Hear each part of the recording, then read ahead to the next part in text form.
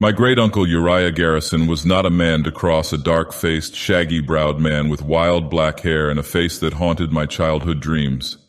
I knew him only in those early years. My father crossed him, and he died strangely, smothered in his bed 100 miles from Arkham, where my great-uncle lived. My Aunt Sophia condemned him, and she died tripped on a stair by nothing visible. How many others might there have been? Who knows? Who could do more than whisper fearfully of what dark powers were at Uriah Garrison's command, and of how much of what was said of him was superstitious gossip, baseless and malicious, none could say. We never saw him again after my father's death, my mother hating her uncle then and until the day she died, though she never forgot him. Nor did I, either him or his gambrel-roofed house on Aylesbury Street in that part of Arkham south of the Miskatonic River, not far from Hangman's Hill and its wooded graveyard. Indeed, Hangman's Brook flowed through his grounds, wooded too, like the cemetery on the hill. I never forgot the shadowed house where he lived alone and had someone in by night to keep his house for him, the high-ceilinged rooms, the shunned attic which no one entered by day and into which no one was permitted ever to go with a lamp or light of any kind, the small paned windows that looked out upon the bushes and trees, the fan-lit doors. It was the kind of house that could not fail to lay its dark magic upon an impressionable young mind, and it did upon mine, filling me with brooding fancies and sometimes terrifying dreams, from which I started awake and fled to my mother's side, and one memorable night lost my way and came upon my great-uncle's housekeeper, with her strange, emotionless, expressionless face. She stared at me and I at her, as across unfathomable gulfs of space, before I turned and sped away, spurred by new fear imposed upon those engendered in dreams. I did not miss going there. There was no love lost between us, and there was little communication, though there were occasions on which I was moved to send Uriah Garrison a short greeting, the old man's birthday or Christmas, to which he never responded, which was as well. It was, therefore, all the more surprising to me that I should have inherited his property and a small competence at his death, with no more annoying a provision but that I inhabit the house for the summer months of the first year after his death. He had known clearly that my teaching obligations would not permit occupancy throughout the year. It was not much to ask. I had no intention of keeping the property. Arkham had even in those years begun to grow outward along the Aylesbury Pike, and the city which had once been so detached from my great-uncle's home was now pressing close upon it, and the property would be a desirable acquisition for someone. Arkham held no particular attraction for me, though I was fascinated by the legends that haunted it, by its clustering gambrel roofs and the architectural ornamentation of 2 centuries ago. This fascination did not run deep, and Arkham as a permanent home did not appeal to me. But before I could sell Uriah Garrison's house, it was necessary to occupy it in accordance with the terms of his will. In June of 1928, over my mother's protests and in spite of her dark hints that Uriah Garrison had been peculiarly cursed and abhorred, I took up my residence in the house on Aylesbury Street. It required little effort to do so, for the house had been left furnished since my great-uncle's death in March of that year, and someone clearly had kept it clean, as I saw on my arrival from Brattleboro. My great-uncle's housekeeper had evidently been instructed to continue her duties at least until my occupancy. But my great-uncle's lawyer, an ancient fellow who still affected high collars and solemn black attire, knew nothing of any arrangements Uriah Garrison had made, when I called upon him to investigate the provisions of the will. "I've never been in the house, Mr. Duncan," he said. "If he made arrangements to have it kept clean, there must have been another key. I sent you the one I had, as you know. There is no other to my knowledge. As for the provisions of my great-uncle's will, these were barrenly simple. I was merely to occupy the house through the months of June, July, and August, or for 90 days following my coming if my teaching obligations made it impossible to take up occupancy on the 1st of June. There were no other conditions whatsoever, not even the ban on the attic room I had expected to see set down. You may find the neighbors a trifle unfriendly at first," Mr. Saltonstall went on. "Your great-uncle was a man of odd habits, and he rebuffed the neighbors. I suppose he resented their moving into the neighborhood, and they for their part took umbrage at his independence and made much of the fact that because he took walks into the cemetery on Hangman's Hill, he seemed to prefer the company of the dead to that of the living. As to what the old man had been like in his last years, about which I asked, "He was a lusty, vigorous old fellow, very tough actually," answered Mr. Saltonstall, "but as so often happens when his decline came, it came fast. He was dead in just 1 week. Senility, the doctor said." "His mind?" I asked. Mr. Saltonstall smiled frostily. "Well now, Mr. Duncan, you must know there was always some question about your uncle's mind. He had some very strange ideas which were, in a real sense, archaic. This witchcraft exploration, for one thing, he spent a good deal of money investigating the Salem trials. But you'll find his library intact and filled with books on the subject. Other than this obsessive interest in one subject, he was a coldly rational man that describes him best. Unfriendly and holding himself aloof." So great-uncle Uriah Garrison had not changed in the years that had intervened between my childhood and my late 20s. And the house had not changed either. It still had that air of watchful waiting, like someone huddled together against the weather, waiting for a stagecoach. Nothing more recent, certainly, for the house was 200 years old, and though well kept up, it had never been invaded by electricity, and its plumbing was archaic. Apart from its appointments and some aspects of its finishing lumber, the house had no value. Only the property on which it stood had considerable monetary worth in view of the expansion of Arkham along the Aylesbury Pike. The furniture was in cherry and mahogany and black walnut, and I more than half suspected that if Rhoda, my fiancée, saw it, she would want to keep it for our own house when we built one. And what with the money the sale of the property and the furniture might realize, we should be able to build that house, leaving my salary as an English department assistant and hers as an instructor in philology and archaeology to keep it up. 3 months' time was not long to do without electricity, and I could endure the ancient plumbing for those weeks, but I decided forthwith that I could not do without a telephone. So I drove into Arkham and ordered a telephone installed without delay. While I was in the business section, I stopped in at the telegraph office on Church Street and sent wires to both my mother and Rhoda, assuring them of my arrival and inviting Rhoda at her leisure to drive around and inspect my newly acquired property.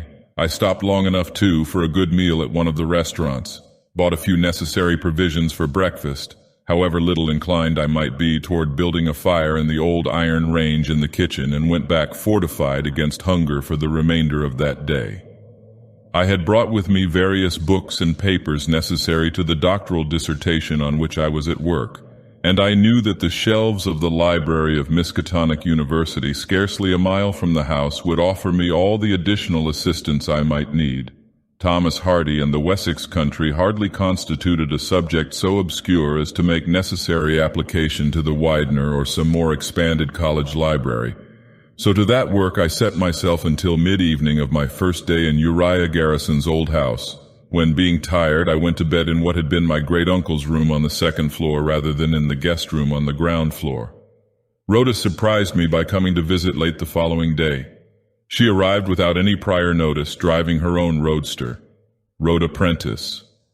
It was actually a ridiculously prim name for such a lively young lady, one so filled with excitement and so vigorously alive. I failed to hear her drive in, and was not aware of her until she opened the front door of the house and called out, "Adam, are you home?" I bounded out of the study where I was at work by lamplight, for the day was dark and lowering with squalls, and there she stood, with her shoulder-length ash-blonde hair damp with raindrops and her thin lips parted and her candid blue eyes taking in what she could see of the house with lively curiosity.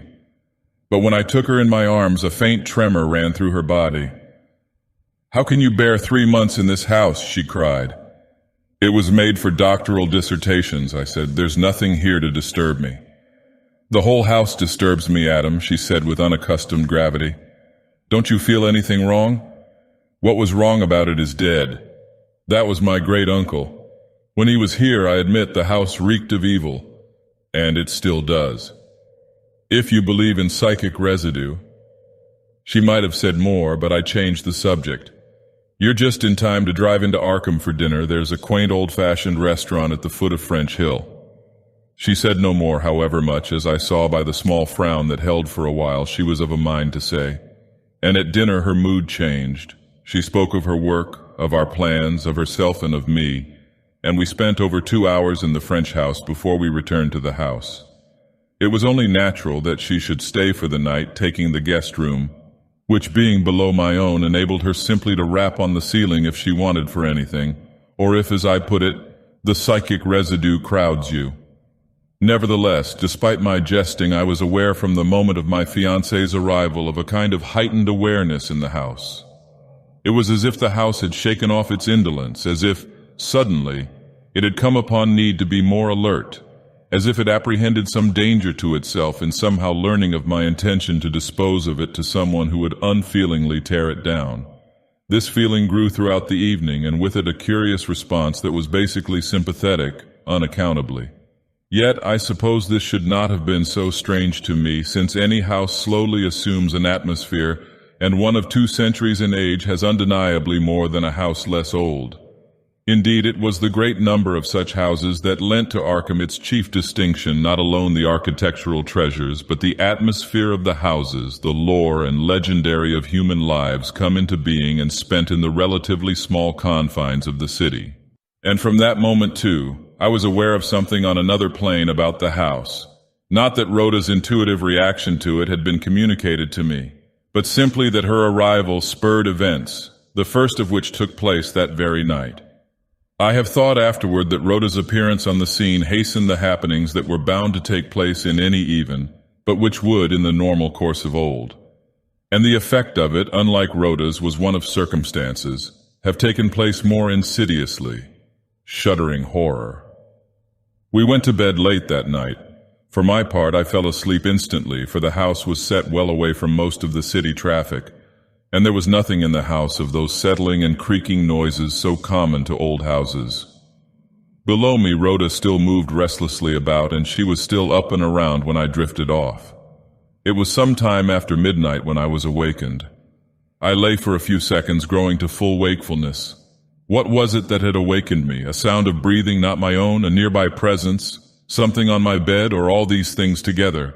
I thrust forth a hand and encountered, unmistakably, a woman's naked breast. And at the same moment I was aware of her hot, fervid breath, and then, instantaneously, she was gone. The bed lightened, I felt, rather than heard, her movement toward the door of the bedroom. Fully awake now, I thrust back the light sheet covering me, for the night was sultry and humid, and got out of bed. With hands that trembled a little, I lit the lamp and stood there, undecided as to what to do. I was clad only in my shorts, and the experience had unsettled me more than I cared to say. I'm ashamed to admit that I thought at first it had been Rhoda, which was only evidence of the mental confusion the incident had brought me to, for Rhoda was incapable of such an act. Had she wished to spend the night in my bed, she would have said as much. She had done so before this. Further, the breast I had touched was not Rhoda's. Her breasts were firm, beautifully rounded, and the breast of the woman who lay next to me on my bed was flaccid, large-nippled, and I took up the lamp and stepped outside my room, determined to search the house. But at the moment of my entry into the hall, I heard, drifting down as if from somewhere outside, high up over the house, the wailing and screaming of a woman's voice, the voice of a woman being punished, only a drift of sound that grew more and more tenuous and was finally lost. It could not have lasted 30 seconds in all, but it was in its way as unmistakable as what I had felt beside me on my bed. I stood, shaken, and in the end retreated to my bed and lay sleepless for over an hour, waiting for what might happen. Nothing did, and when at last I slept again, I had begun to wonder whether I had not confused dream with reality. But in the morning, the cloud on Rhoda's face told me that something was wrong. She had got up to prepare breakfast for the two of us, and I came upon her in the kitchen. Without a greeting, she turned and said, "There was a woman in the house last night." "Then it wasn't a dream," I cried. "Who was she?" she demanded. I shook my head. "I wish I could tell you." "It seems to me an extraordinary thing to have a cleaning woman in the middle of the night," she went on. "You saw her?" "I saw her, yes. Why?" "What did she look like?" "She seemed to be a young woman, but I had a strange feeling that she wasn't young at all. Her face was expressionless, fixed. Only her eyes seemed to be alive." "She saw you?" "I don't think so." "My great-uncle's cleaning woman," I cried. "That's who it must have been. I found the house clean when I came. You see how clean it is. He must never have left orders for her not to come again. I remember seeing her once when I was a child. He always had her in at night." "How utterly ridiculous!" Uriah Garrison died in March over 3 months ago. Only a cretin couldn't tell by this time that he was no longer alive. Who pays her? Who indeed? I could not answer. Furthermore, in the circumstances, I could not tell Rhoda of my experience in the night. I could only assure her that I had not seen a woman in the house since that night in my early years when I had inadvertently caught a glimpse of the cleaning woman at her work. I remember having the same impression too, the expressionlessness of her face, I said. Adam, that was 20 years ago, perhaps more, Rhoda pointed out. It couldn't be the same woman. I shouldn't think so. Still, I suppose it isn't impossible. And in spite of what Mr. Saltonstall said, she must have a key. It simply doesn't make sense. And you've hardly been here long enough to hire anyone yourself. I didn't. I believe it. You wouldn't lift a finger to dust if you were drowning in it. She shrugged. You'll have to find out who she is and put a stop to it. It won't do to have people gossiping, you know. On this note, we sat down to breakfast, after which I knew Rhoda intended to be on her way.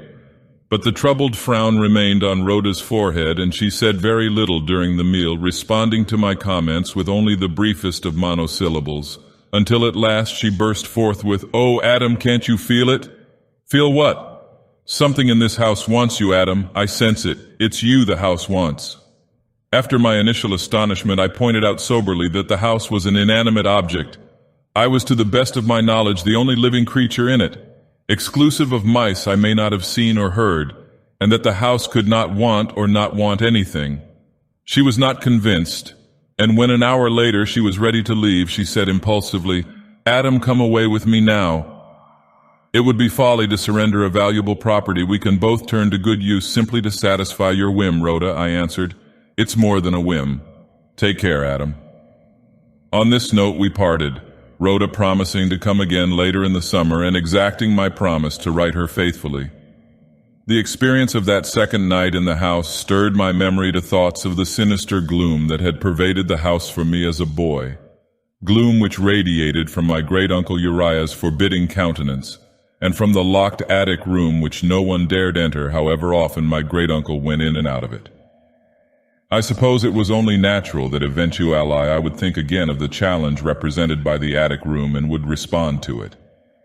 The rain of yesterday had given way to bright sunlight which streamed into the house through the windows on the sunny side and gave to it an air of genteel and mellow age, one far removed from the sinister. It was such a day as to make all that was dark and ominous seem very far away, and I did not hesitate to light a lamp to dispel the darkness in the windowless attic and set out forthwith for the top of the old house, carrying along all the keys Mr. Saltonstall had surrendered to me. None was necessary, however. The attic room was unlocked, and empty too, I thought, when I stepped into it. But not quite. A single chair stood in the middle of that gabled room, and on it lay a few prosaic objects and one which could not be so described, some woman's clothing and a rubber mask, one of that kind which molds to the features of the wearer. I crossed to it, astonished, and put the lamp down on the floor the better to examine the things on the chair. They were nothing more than what I had seen at a glance, a common cotton house dress in a very old-fashioned square print design, in various shades of gray, an apron, a pair of skin-tight rubber gloves, elastic stockings, house slippers, and then the mask, which on examination proved to be ordinary enough, save for having hair attached to it, however unusual it was to find it here. The clothing could very likely have belonged to great-uncle Uriah's cleaning woman.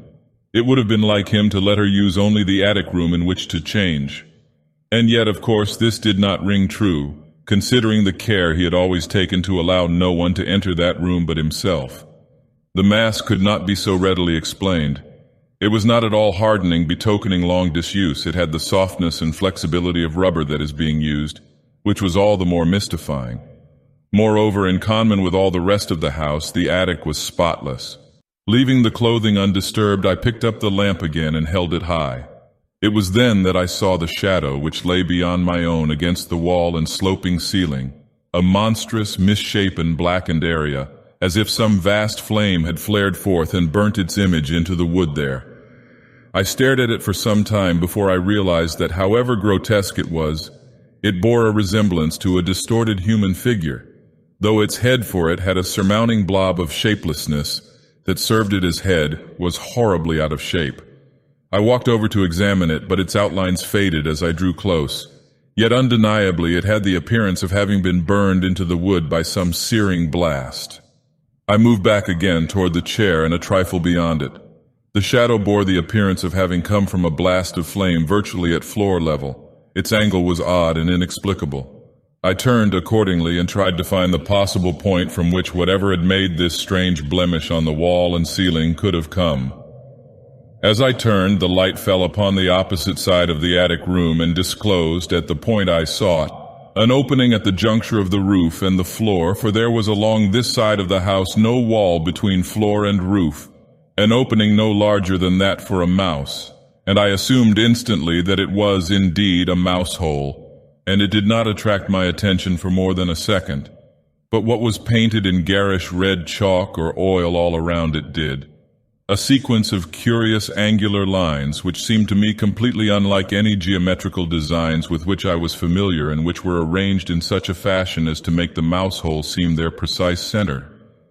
I thought instantly of my great-uncle's absorption in witchcraft, but no. These were not the familiar pentagrams and tetrahedrons and circles associated with sorcery, rather their opposite. I carried the lamp toward the painted lines and examined them. Up close they were simply lines, no more, but from the middle of the attic they had a strange kind of design, essentially other-dimensional, I thought.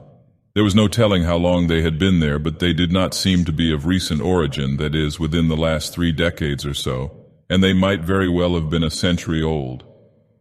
It was while I was pondering the meaning of the strange shadow and the painted lines opposite it, that I began to grow aware of a kind of tension in the attic. It was actually indescribable. It felt, how curious it is to put it into words, as if the attic were holding its breath. I began to grow uneasy, as if not the attic but I were under observation, and the flame on the wick wavered and began to smoke, and the room seemed to grow dark.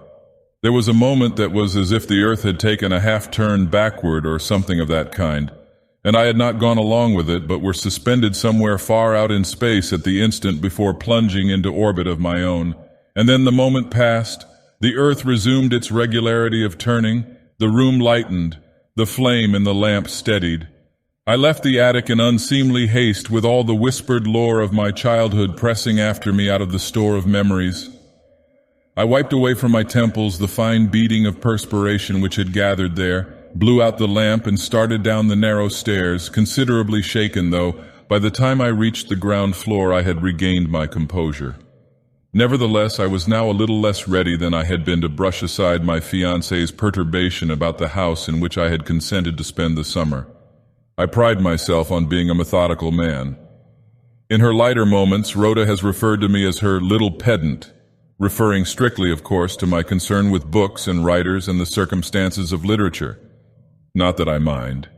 The truth, no matter how it is put, is no less truth. Once recovered from my momentarily frightening experience in the attic, following so hard upon the events of the night, I resolved to get to the bottom of the matter and uncover some tenable explanation for what had happened in both instances. Had I, in fact, been in an hallucinatory state on both occasions? Or had I not? The cleaning woman obviously was the nearest point of departure. An immediate telephone call to Mr. Saltonstall, however, only confirmed what he had said before. He knew of no cleaning woman. He had no knowledge that my great-uncle had ever employed a housekeeper of any kind, and to the best of his knowledge there was no other key to the house. "But you do understand, Mr. Duncan," finished Mr. Saltonstall, "that your great-uncle was a reclusive sort of man, secretive almost to the point of fanaticism. What he did not wish others to know, others did not know. But if I may make a suggestion, why not make inquiry among the neighbors? I've set foot in the house only once or twice, and they've had it under daily observation for years. There isn't much, you know, that neighbors don't find out." I thanked him and rang off. Approaching the neighbors, however, apart from a frontal attack, represented a problem, for most of the houses in the area were at more than lot-line distances from my great-uncle's house. The nearest house was 2 lots away, off to the left of my great-uncle's ancient house. I had noticed very little sign of life about it, but now that I peered from the windows, I saw someone in a rocking chair taking the sun on the porch of that house. I pondered for a few minutes about my best approach, but I could think of nothing but a direct question. So I walked out of the house and down the lane to the house next door. As I turned into the yard, I saw that the occupant of the chair was an old man. "Good morning, sir," I greeted him. "I wonder if you could help me." The old man stirred. "Who are you?"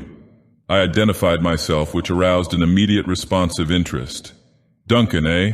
Never heard the old man mention you, but then I never spoke with him more than a dozen times. What can I do for you?" "I'm trying to find out how to reach my great-uncle's cleaning woman." He gave me a sharp glance out of suddenly narrowed eyes. "Young fellow, I'd like to have known that myself, just out of curiosity," he said. "I never knew her to have any other place." "You've seen her come?" "Never. Saw her through the windows at night." "You've seen her leave, then?" "Never saw her come, never saw her leave. Neither did anybody else. Never saw her by day, either. Maybe the old man kept her there, but I wouldn't know where." I was baffled. I thought briefly that the old man was being deliberately obstructive, but no. His sincerity was self-evident. I hardly knew what to say. "That's not the only thing, Duncan. You seen the blue light yet?" "No." "You heard anything you couldn't explain?" I hesitated. The old man grinned. "I thought so. Old Garrison was up to something. I wouldn't be surprised if he's still at it." "My great-uncle died last March," I reminded him. "You can't prove it by me," he said. "Oh, I saw a coffin carried out of that house up to the cemetery on Hangman's Hill, but that's as much as I know about it. I don't know who or what was in the coffin." The old fellow went on in this vein until it was clear to me that he knew nothing, no matter how much he suspected. He gave me hints and innuendos, but nothing tangible, and the sum of what he hinted was little. More than what I had known myself, that my great-uncle kept to himself, that he was engaged in some hellish business, and that he was better dead than alive, if in fact he were dead. He had concluded also that there was something wrong with my great-uncle's house. He did concede that left alone he did not trouble the neighbors, and he had been left strictly alone ever since old Mrs. Barton had gone to his house and upbraided him for keeping a woman there, and was found dead of a heart attack next morning at her home. Scared to death, they said. There was plainly no shortcut to information about my great-uncle to be had. Unlike the subject of my doctoral dissertation, there were no references in libraries other than my great-uncle's own, to which I repaired at once, only to find there an almost solid array of books, both ancient and modern, on the subject of sorcery and witchcraft and allied superstitions. The Malleus Maleficarum, for example, and very old books by Olaus Magnus, Eunapius, De Rochus, and others. Few titles meant anything to me. I had never heard of Ananias de Natura Demonum, or Divinates Quaestio de Lamii, or Stampa's Fuga Satanae.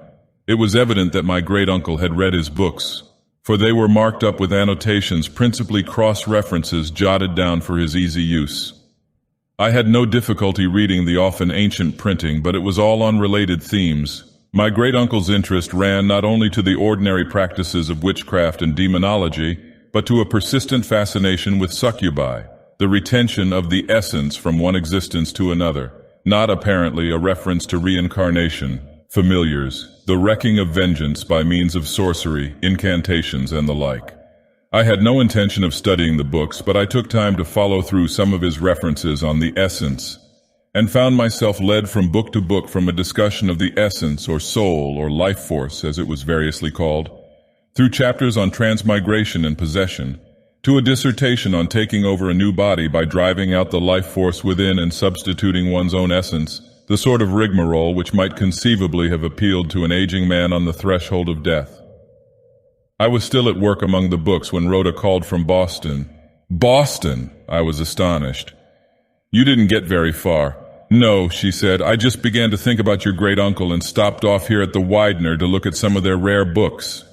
"Not on sorcery?" I hazarded a guess. "Yes, Adam, I think you ought to get out of that house. And just throw a tidy little inheritance over my shoulder? Not a chance." "Please don't be stubborn. I've been doing some research. I know what a closed mind you have, but believe me," she said earnestly, "your uncle was up to no good when he made that stipulation. He wants you there for a definite reason. Are you all right, Adam?" "Perfectly." "Has anything happened?" I told her in detail what had taken place. She listened in silence. When I had finished, she said again, "I think you ought to leave, Adam." As she spoke, I was conscious of a growing irritation with her. Her possessiveness, her assumption of the right to tell me what I ought to do, which did certainly postulate her conviction of knowing better than I what served my welfare, angered me. "I'm staying, Rhoda," I said. "Don't you see, Adam, that shadow in the attic? Some monstrous thing came in by way of that hole and blasted that shadow there," she said. I'm afraid I laughed. I've always said women simply aren't rational creatures. "Adam, this isn't a man-woman thing. I'm scared. Come back," I said. "I'll protect you." Resigned, she rang off. That night was memorable for what I chose then to believe pure hallucination. It began literally with a step on the stair sometime after I'd gone to bed. I listened for a moment to hear it again. Then I slipped out of bed, made my way in the dark to the door, and opened it just enough to enable me to look out. The cleaning woman had just passed my door, bound for the ground floor. I backed into my room at once, fumbled my way to my dressing gown in my bag. I had not had occasion to use it before, and let myself out of the room, bent upon facing the woman at her work. I moved quietly in the darkness down the stairs, though the dark was alleviated somewhat by the iridescence of moonlight flowing into the house from outside. Not quite midway down, I experienced that curious sensation I had known previously, of being watched. I turned. There in the well of glowing darkness behind and a little above me hung the spectral likeness of great-uncle Uriah Garrison, something as ephemeral as air, the heavy bearded face distorted a little by the moonlight's iridescence, the burning eyes, the shock of tousled hair, the high bones of his cheeks with the parchment skin tight over them. Seen for an instant so unmistakably, then it collapsed like a pricked balloon and vanished, save for a thin serpentine coil or rope of some dark substance which seemed to flow writhing and turning down the stairs to where I stood, until it too disappeared like smoke. I stood frozen with terror until reason reasserted control. I told myself I had had an hallucination of a kind not to be entirely unexpected, in view of my concern during the day about my great-uncle and his curious preoccupations, though I should have thought this far more likely to have occurred in dream than in a vision while awake. But at this moment, too, I questioned the degree of my wakefulness. I had to think what I was doing on the stairs, and remembered the cleaning woman. I had an impulse to return to my room and go to sleep, but I would not.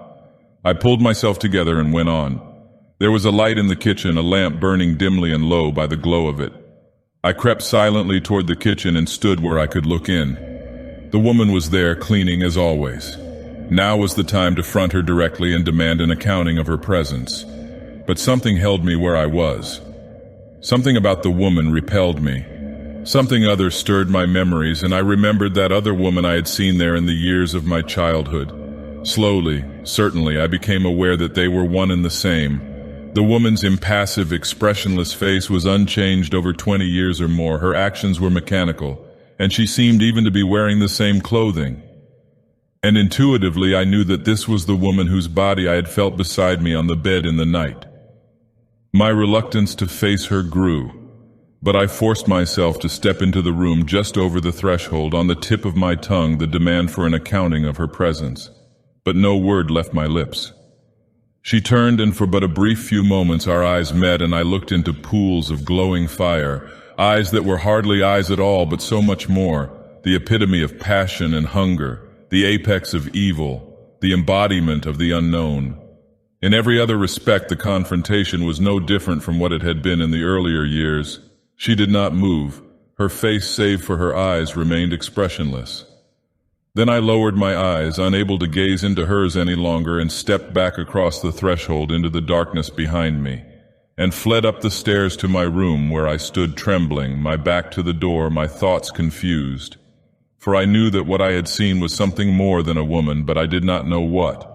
Something in bondage to my dead uncle, something bound to return night after night and perform these rites. Where she came from remained unknown. It was while I still stood there that I heard her once again on the stairs, starting up from below. For a few moments I thought her bound for my room as once before, and I felt myself grow cold with fear. But her steps carried her past, onto the stairs that led to the attic. As the sound of her steps receded, my courage returned, and emboldened I opened the door and looked out. All was in darkness. But no, up at the top of the stairs, out from under the attic door, shone a blue glow. Even as I mounted to the attic, the blue glow began to fade. I stood with my ear pressed to the door, listening. There was no sound. Pressed by mounting courage, I threw open the door. There was no sign of the woman. But over against the floor, where the angle of the roof joined it, the blue light I had noticed under the door was flowing out like water through the mouse hole there, and the painted lines all around the hole glowed as with a light all their own, which faded even as I watched. I lit a match and held it high. The clothing the woman had worn lay as before on the chair. And the mask. I crossed to the chair and touched the mask. It was warm. The match burned my fingers and went out. All was now black as pitch. But from the direction of the mouse hole I felt such a drawing power as must I fling myself on my knees and try to follow the blue light if I did not at once escape a pulsing sensate evil. And once again the earth seemed to stop in its turning. There was a lurch in time, and a great cloud of paralyzing fear enveloped me. I stood as if transfixed.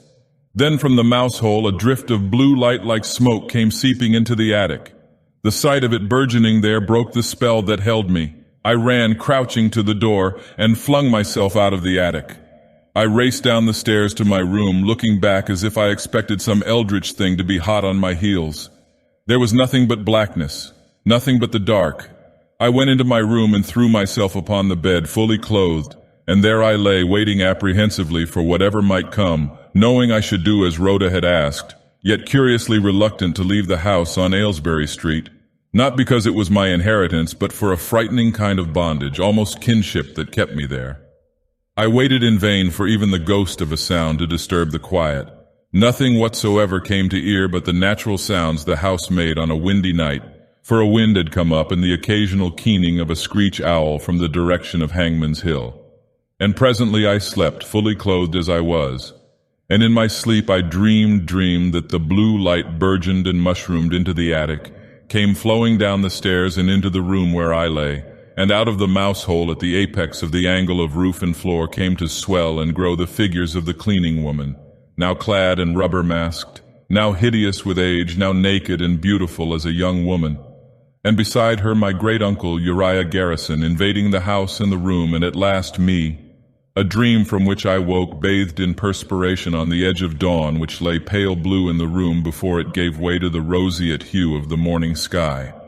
What kept me awake, exhausted as I was the pounding at the outside door. I struggled to my feet and made my way to the door. Rhoda stood there. "Adam," she cried, "you look terrible." "Go away," I said. "We don't need you."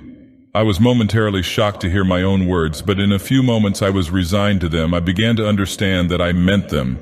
I resented Rhoda's interference, as if she thought I could not take care of myself. "So I'm too late then," she said. "Go away," I said again. "Just leave us alone." She pushed past me and strode into the house. I went after her. She was bound for the study, and when she got there, she put together my notes and manuscript for my hardy dissertation and confronted me with them. "You won't need these anymore, will you?" she asked. "Take them," I said. "Take them all." She took them. "Goodbye, Adam," she said. "Goodbye, Rhoda," I said. I could hardly believe the evidence of my eyes, but Rhoda went as meek as any lamb. And though I was still vaguely troubled by it, I was aware of a secret satisfaction at the way things were turning out. I spent most of the rest of that day just relaxing and, in a sense, waiting upon the events of that night. It is impossible now to describe my frame of mind. All fear had left me, and I was consumed with a vivid curiosity, even with a kind of eagerness. The day dragged. I slept through part of it. I ate very little. My appetite now was for something no food could satisfy, and it did not trouble me that this was so. But the night and darkness came at last, and I set myself to waiting with keen anticipation for whatever might come from that room in the attic. I waited at first downstairs, but at last I understood that it was the room above my great-uncle Uriah's old room where I must wait upon the events of night in the house.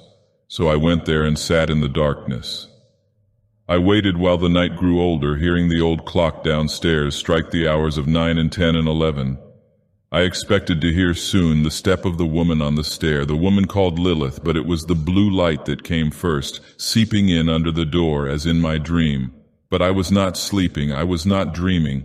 The blue light came, filling the room until I could just faintly see the naked form of the woman and the shaping form of great-uncle Uriah looming up, with a writhing, twisting serpentine coil reaching out from where he was taking shape to where I sat on the bed. and then something more, something that filled me with sudden terror. I smelled smoke and I heard the crackling of flames, and from outside came Rhoda's voice calling, "Adam! Adam!" The vision collapsed. The last thing I saw was the expression of terrible rage on my great-uncle's spectral face, the fury on the face of the woman changing in that light from that of a lissom girl to that of an ancient hag. Then I flung myself to the window and opened it. "Rhoda!" I cried. She had taken no chances. There was a ladder up against the windowsill. The house burned to the ground with everything in its burning did not affect my great-uncle's will. As Mr. Saltonstall put it, I had been fulfilling his condition when circumstances beyond my control made it impossible to continue.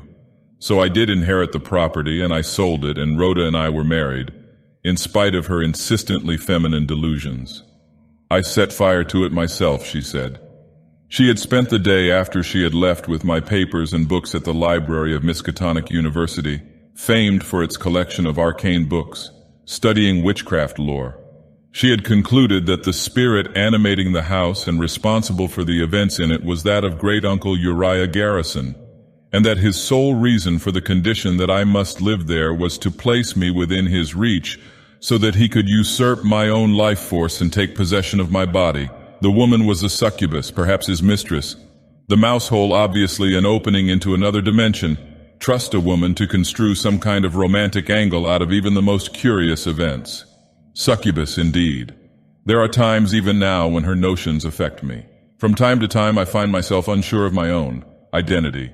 Am I Adam Duncan or Uriah Garrison? It does no good to mention it to Rhoda.